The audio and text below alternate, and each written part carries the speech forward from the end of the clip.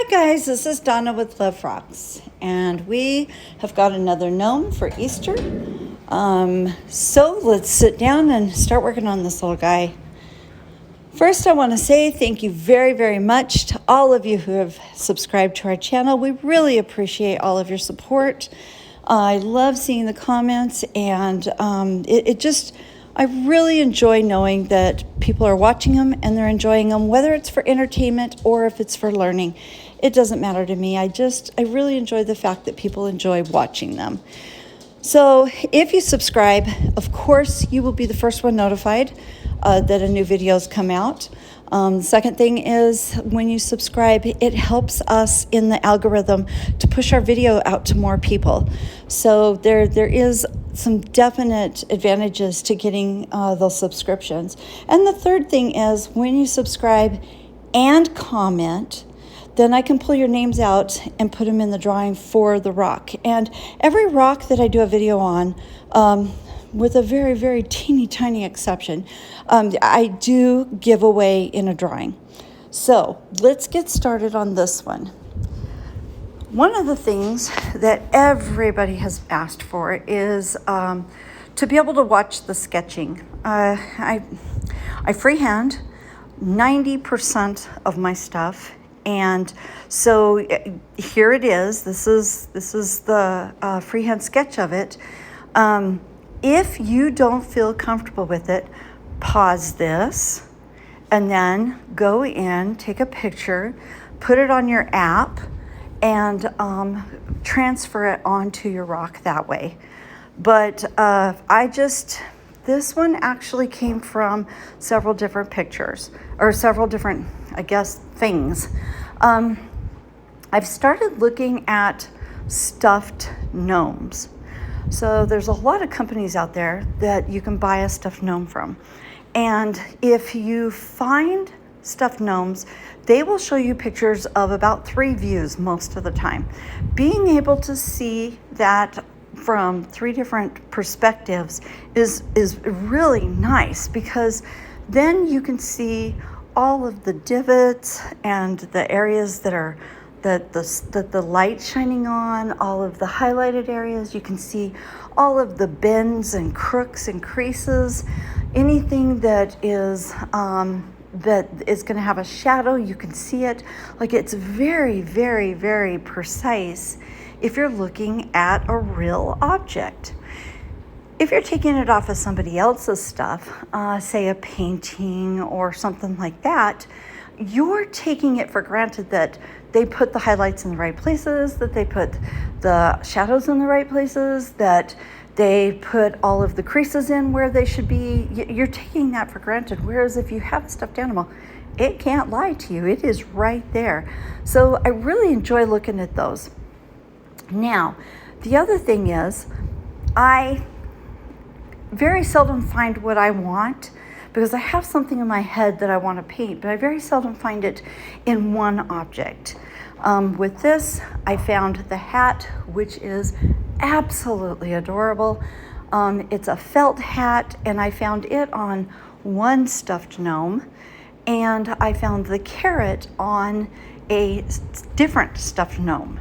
And so when I got to looking at them, I put those 2 things together, and I'm like, yes, that's what I want it to look like. So, I tell you, if you follow me at all, first of all, you pick whatever colors you want to use. The colors I use are just suggestions. You can do this in any color scheme you want. And actually, you could make this any holiday you wanted. This seems to be Easter time, so I'm using pastel colors, and that's appropriate for this time of the year. But you can put any color that you want. Second thing is, you can put any type of accessories with him. I saw, and I almost did it, I saw the cutest wicker basket that one of the gnomes was carrying, and I really went back and forth between it.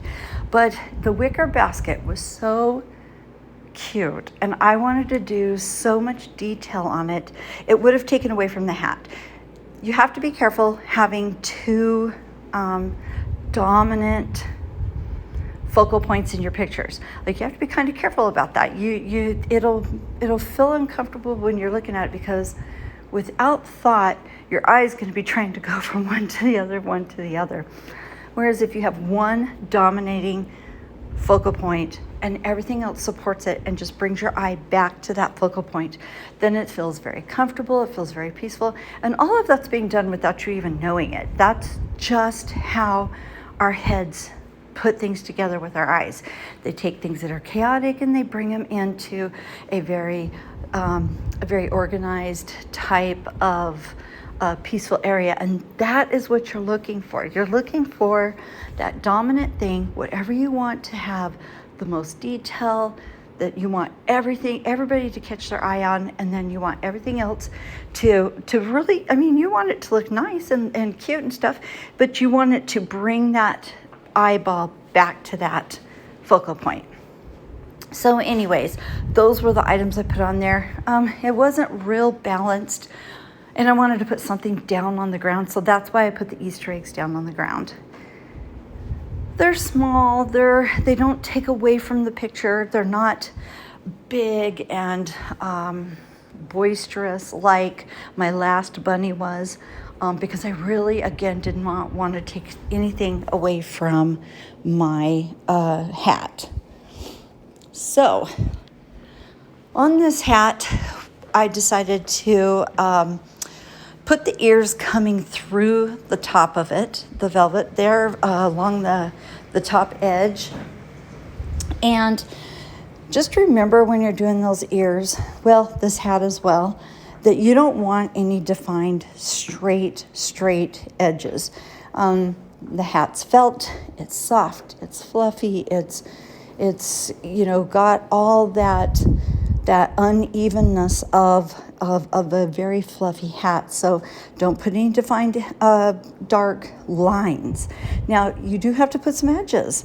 This is a white rock, and I've worked with these white rocks a lot. So I happen to know that once I spray this rock, I am going to lose anything that's really light colored on my painting.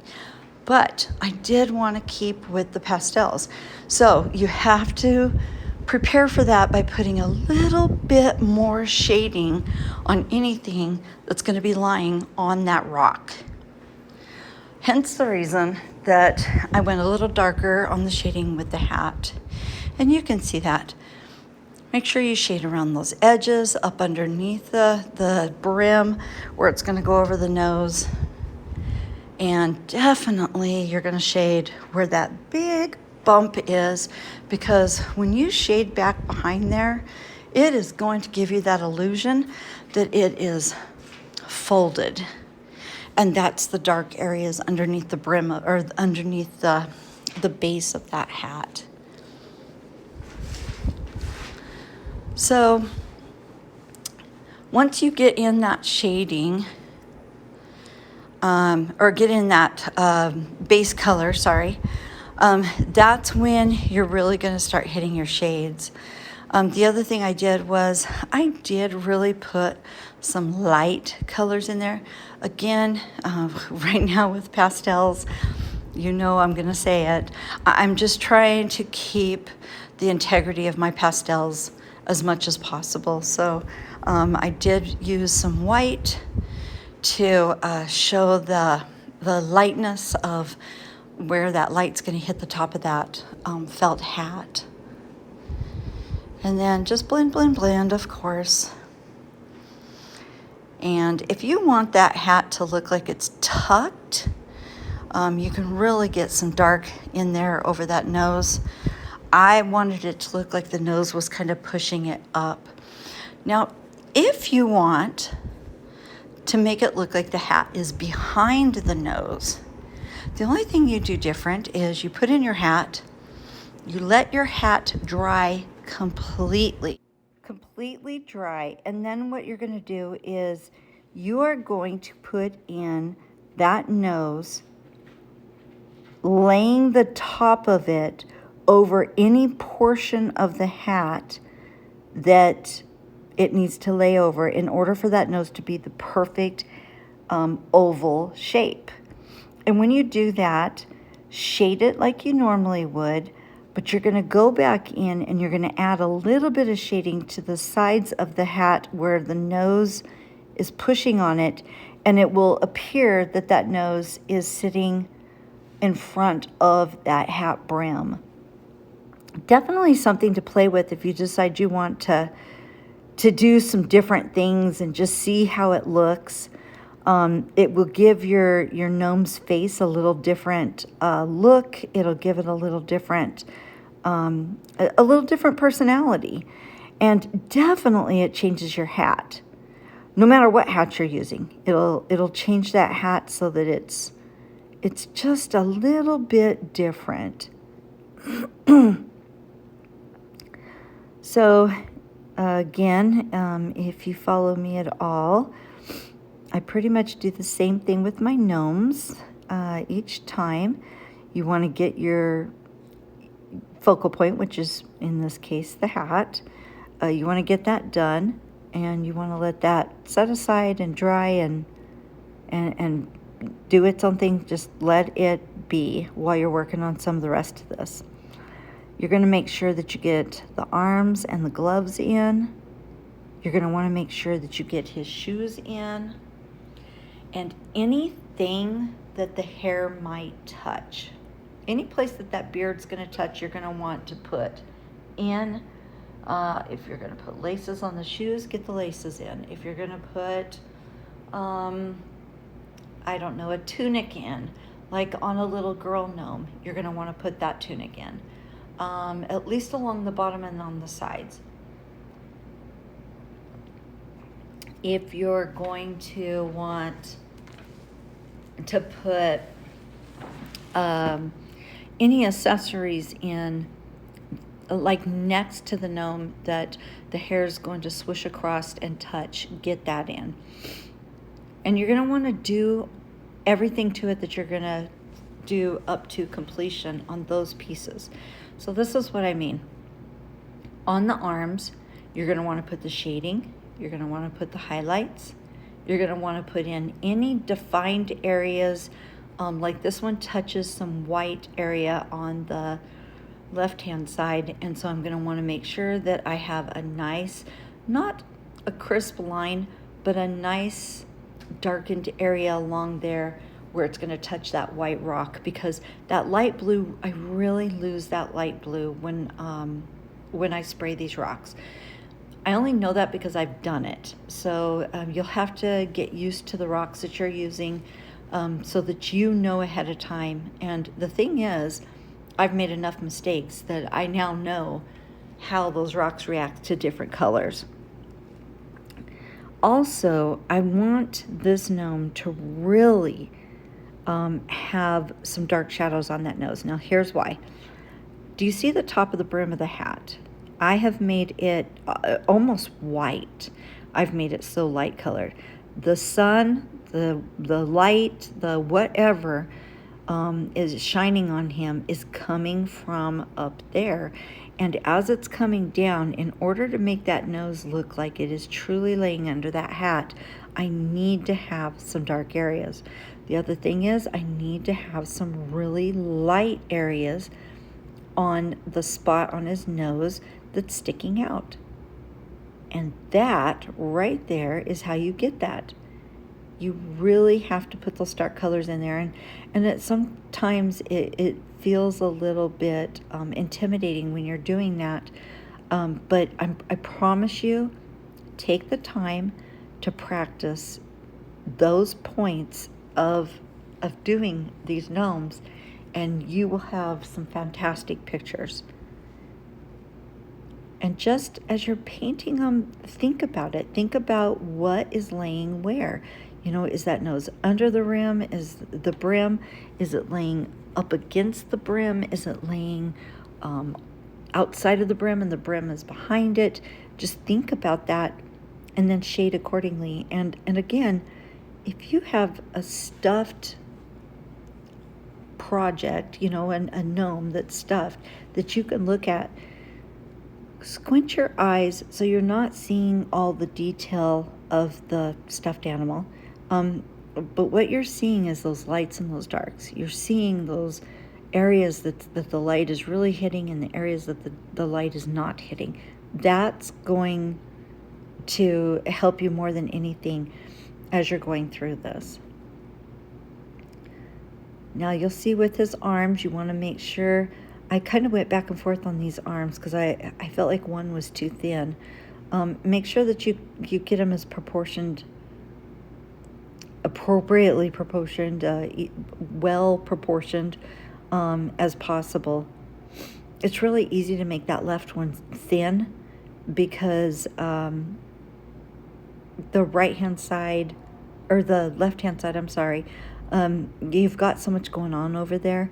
I kind of made it a little wider than I wanted it, but I have a fix for that. And the fix is when I get ready to put the hair on it, I just fill the whole thing up with hair. And then right there where that arm is, you'll see when we get to it, I actually pull away from it a little bit and put a little more carrot and a little less arm because I just felt like that arm got a little bit bigger than I wanted it to get. It got away from me. Now I love these little tiny eggs. I'll tell you, I really thought about decorating them. I've done a couple where I decorated the eggs, and I was going to decorate them, and I thought, I really like the simplicity of just having colored eggs. I don't know, it didn't take away from the picture. It seemed appropriate without seeming like, we were trying too hard to have too much going on. I do not like chaos.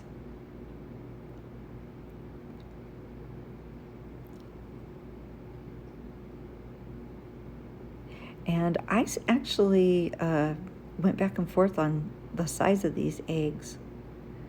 My first gnome that I did for Easter, if you look at it, the eggs are pretty big on it.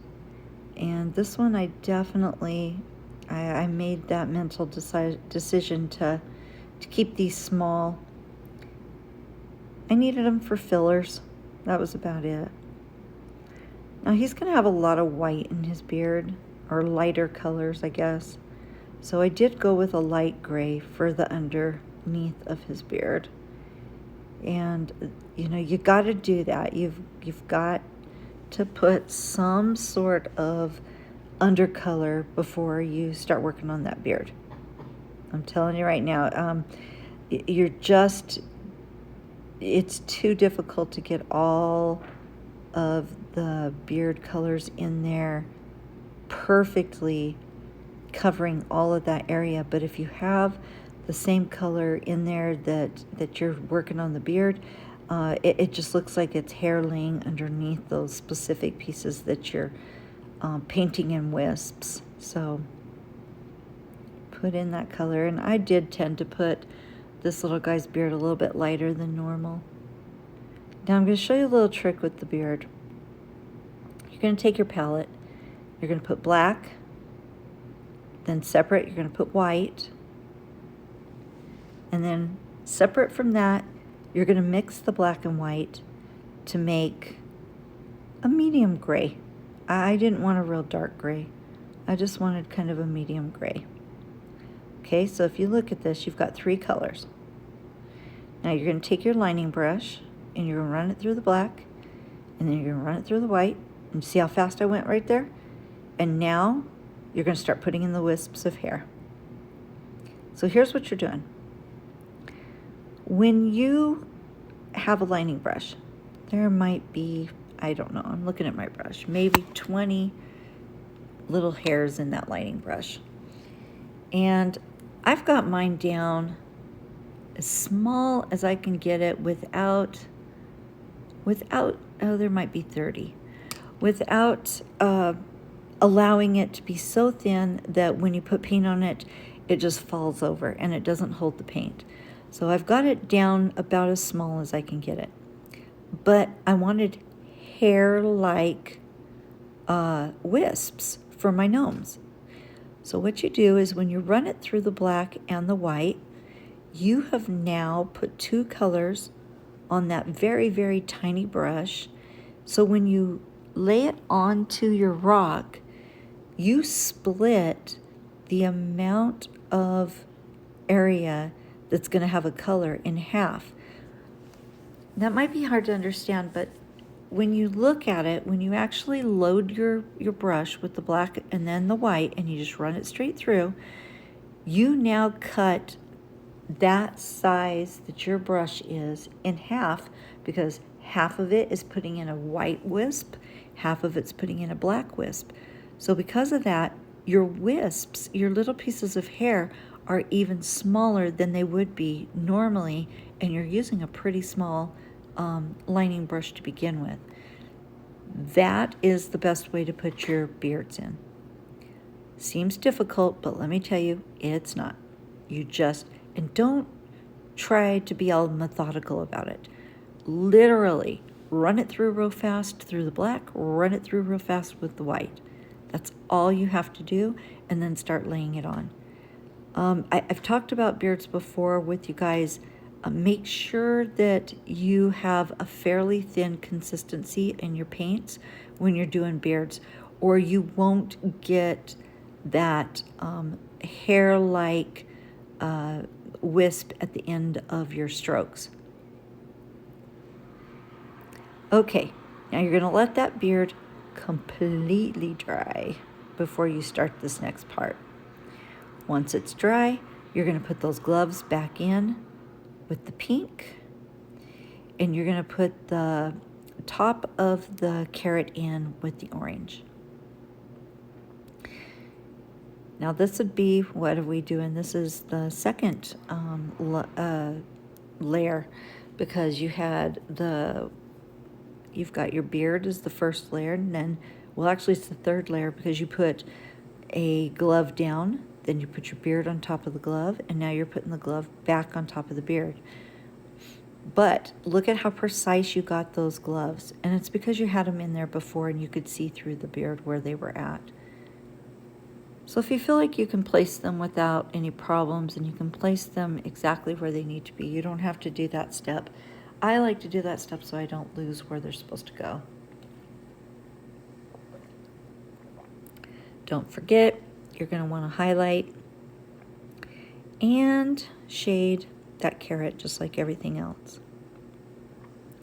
I tend to go about 3 shades lighter on the highlight for these colors, and then when I go back over it with the regular color, it really brings, that white underneath really brings the color out. And I get a really pretty variation of the whatever color I'm highlighting. Now you're going to put in the leaves. And I just freehanded those little leaves. And there's nothing specific about them. There's nothing, amazing or magical about them. Just put in 3 little leaves, because you're going to put some highlights and some shadowing on it as it goes down deep into the center there, and it is going to pop those leaves out, and you're going to be amazed at how cute and how easy that was to do. See, there's your highlights. You leave the dark where the dark is, and it really makes that little thing pop out. Now don't panic. I see the hair that went over on that arm next to the carrot, and we're just going to put a few more strands of hair right there, and that's going to cover that up, so don't panic there. Now remember, I mixed that gray. You're going to go back and you're going to pick up that gray. You can add a little dark, add a little light, but you're going to mostly pick up that gray. And now you're going to put in some specific hairs right there over the edge of those arms. And you want a little bit to go over the edge of that carrot, but you don't want too much. You don't want to look like he's been in a tornado, but you do want to look like he's, walking through the field. You know how these beards are, they go everywhere.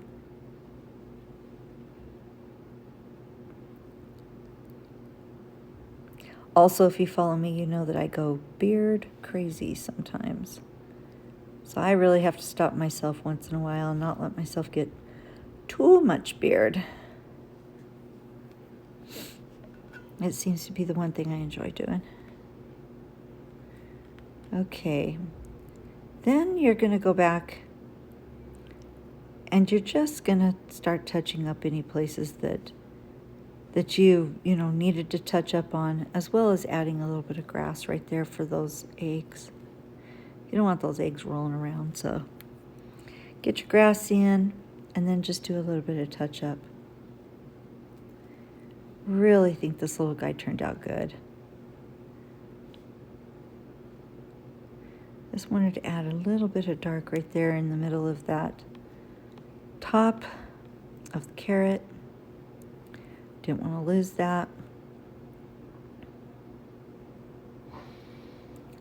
And we're just about done with him. Hope you guys enjoyed this.